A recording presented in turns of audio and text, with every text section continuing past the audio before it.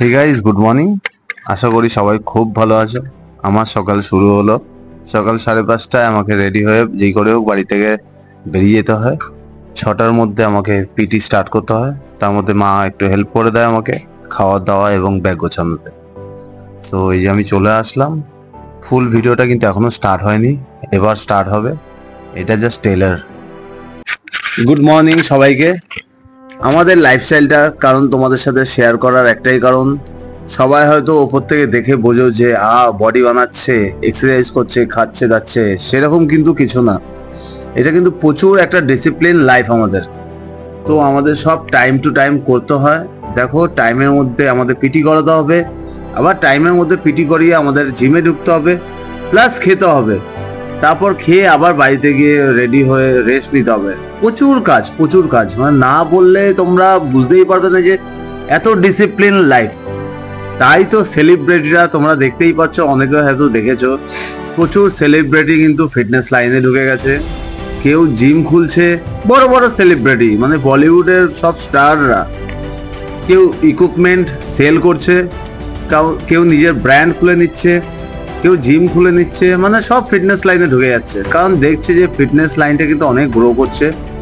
একটা সেলিব্রিটি কি লাইফস্টাইল তারা করছে, তাদের থেকে বেশি আমাদের ডিসিপ্লিন লাইফটা। সো তারাও ফলো করে আমাদের লাইফ, এই না যে আমরা তাদেরকে ফলো করব, কারণ তারা ওয়ার্কআউট করতে আমাদের কাছে আসে, ঠিক আছে? তারা ডায়েট আমাদের থেকে শেখে, এই না যে আমরা ওদের থেকে কিছু শিখবো। তো যাই হোক, এই যে আমি ফার্স্ট পিটি করিয়ে কিন্তু এই যে রথতলা চলে এসেছি। রথতলার মোড়টা তোমরা দেখতে পাচ্ছ। এইদিকে ডান দিকে দক্ষিণেশ্বর, বাঁ দিকে চলে গেছে তোমার আমাদের বিরাটি, স্ট্রেট চলে গেছে বিটি রোড, যেটা জিটি রোড। তো আমি সোজা রাস্তাটা ধরছি আপাতত। এই সবার সাথে গল্প করতে করতে আমার ব্লগটা শুরু হয়ে যায়। তার আগের ভিডিওটা কিন্তু আমার অনেক ভিউজ এসেছে। এই যে দেখো, এই স্যারকে করালাম এক্সোটিকা, এই বিল্ডিংটা তোমার হায়াতের অপোজিটে। তো এইখান থেকে সিধা আমি বেরিয়ে যাব মাইকেল নগর, ওখানে গিয়ে আমি জিম ফিম করবো। এই দেখো কি সুন্দর সবজির দোকান লেগেছে কমপ্লেক্সের ভেতরে, ভালোই হয়েছে, কাউকে আর বাইরে বেরোতে হবে না। তো যাই হোক, কমপ্লেক্স থেকে বেরিয়ে যে জিমে চলে আসলাম, খাওয়া দাওয়া করছি, দেখতে পাচ্ছ। এই যে ওয়ার্কআউট করছি, ওয়ার্কআউট করে আজকের ওয়ার্কআউট করলাম আমি, যেমন চেস্টের ওয়ার্কআউট করলাম, এরপর আমি আবার শোল্ডারে হালকা টাচ করেছি, কারণ আমি শোল্ডারটা ডেলি হালকা হালকা করে ট্রেন করি, কারণ শোল্ডারটা আমার করতে খুব ভালো লাগে।